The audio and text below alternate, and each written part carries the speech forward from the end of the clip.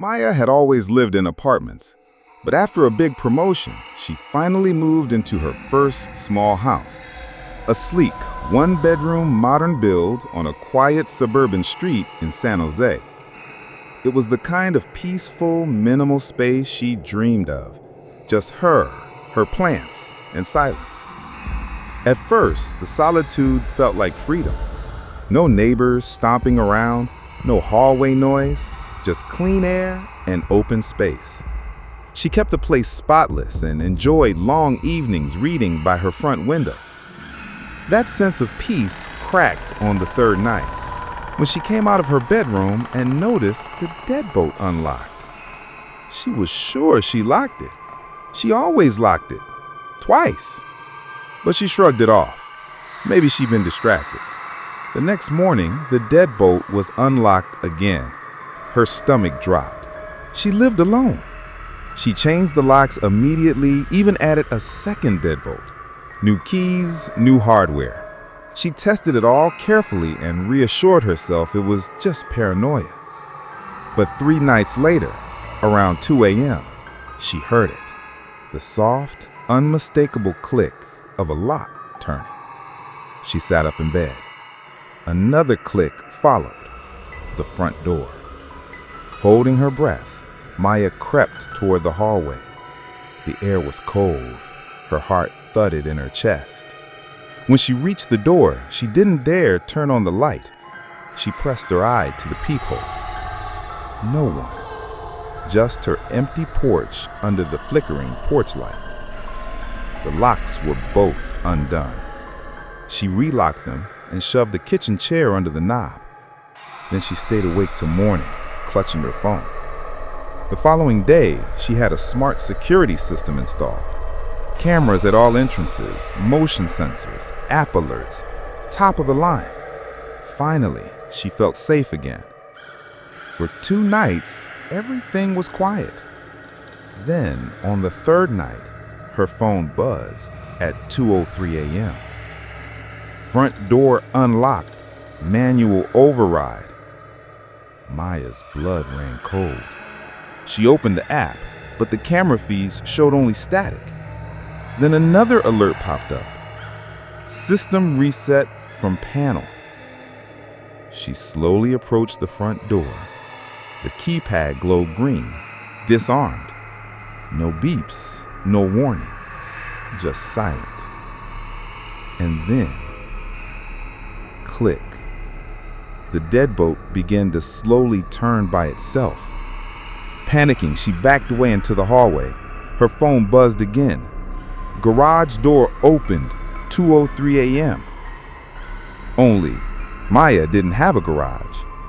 She bolted to her bedroom, slammed the door, locked it, and called 911. Police arrived minutes later. They searched the house, checked the doors and walls. No one was there. Later, a tech from the alarm company reviewed the panel and gave her something to think about.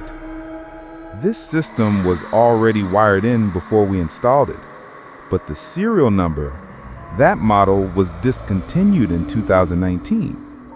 Yet her house had only been built last year. Maya tried to laugh it off, but that night, she locked the bedroom door and wedged a chair beneath it. The house was dark and quiet, still, until 2:03 a.m. She heard the soft pad of bare feet walking across the tile floor outside her room. Slow, deliberate. Then it stopped outside her door. Click. The doorknob twisted gently, then stopped. Nothing more. No knock, no voice.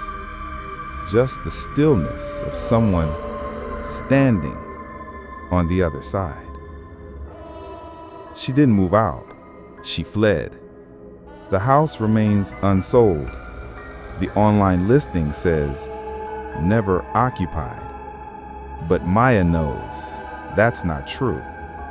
Someone or something is still inside, and it knows how to unlock it. every door.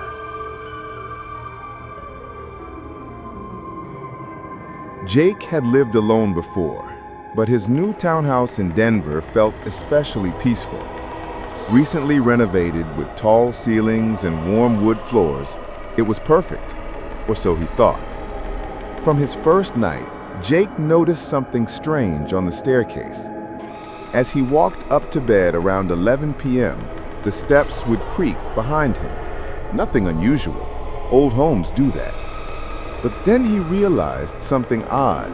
He always heard 3 extra footsteps, as if someone was walking behind him and stopping just short of the landing. He brushed it off, but it kept happening. Always 3 steps, always right behind him, but only when he stopped moving. It was unnerving. To make sure it wasn't his imagination, Jake placed his phone at the top of the stairs to record himself walking up. The next morning, he reviewed the footage. On the video, he climbed halfway, stopped, and right after, 3 distinct creaks echoed up the staircase. There was no one else in the frame, no shadows, just sound. Trying to rationalize it, Jake thought maybe it was pressure in the floorboards.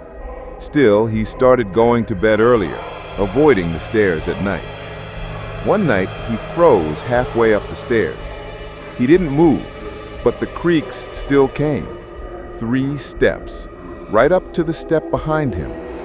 His hair stood on end. He spun around. Nothing.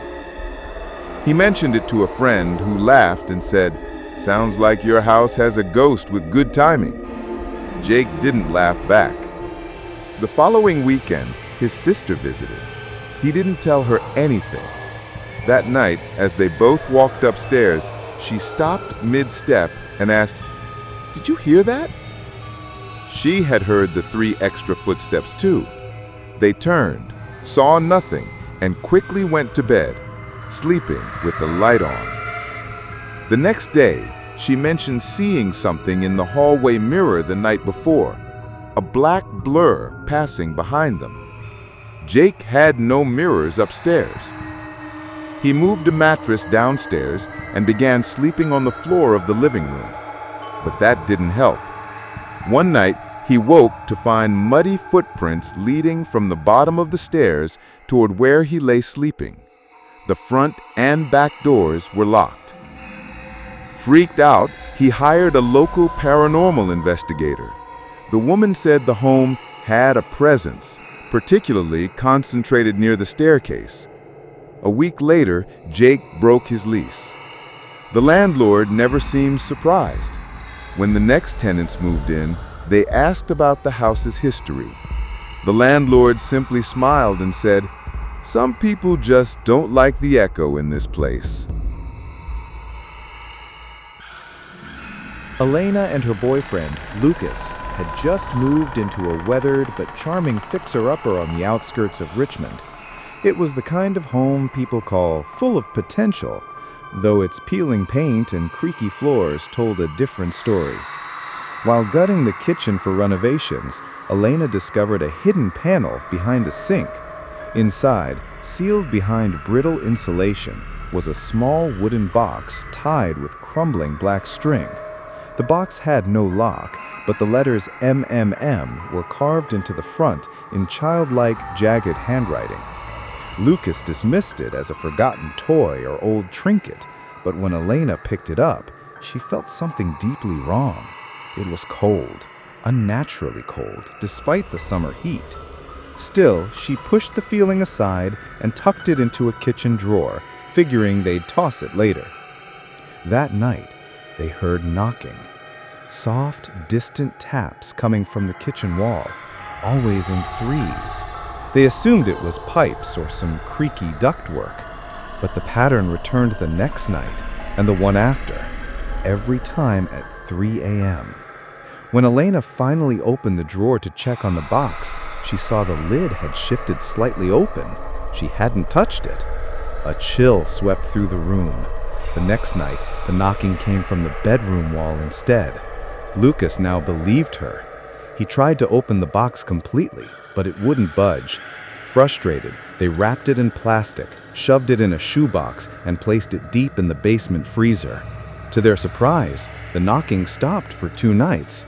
Then, on the 3rd morning, Elena walked into the kitchen and found the box neatly sitting on the counter, bone dry. The freezer door was wide open. From then on, the sounds grew bolder. They heard knocking not just from walls, but from behind mirrors, under floorboards, even the inside of the hall closet.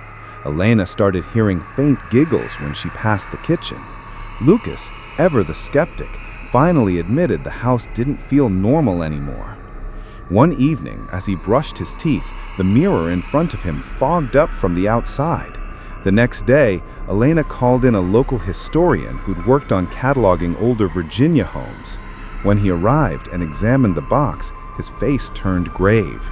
He said, "There was a child, Emma. She went missing during construction. The house was built over what used to be woods and farmland. The original owner's daughter disappeared. Some said they buried things beneath the structure." He refused to touch the box again. Desperate, they tried burning it, but even under direct flame, the box wouldn't char, not even smoke. When Lucas smashed it with a hammer, the metal head cracked, and the box remained whole. That night, Elena awoke to scratching sounds beneath her bed. She looked underneath. Nothing. But when she stood up, the box was on her nightstand. She hadn't brought it there. Lucas began having nightmares of being buried alive, whispering Emma's name in his sleep. One morning, Elena found him in the hallway sleepwalking, standing in front of the kitchen drawer, eyes open but blank, reaching for the empty space where the box had been. She pulled him away. He had no memory of it. That was their breaking point. They packed within 48 hours, left the house, and never looked back. Elena left the box behind, tucked deep in the crawl space beneath the house. A month later, a real estate agent visited the now abandoned home to photograph it for listing. The power was off, no one had entered in weeks. But when she walked into the kitchen, the drawer beneath the counter was slightly open. Inside it sat the wooden box, closed tight. And now, a small white tag was attached to it with faded red string. It read simply, "Thank you for letting me out."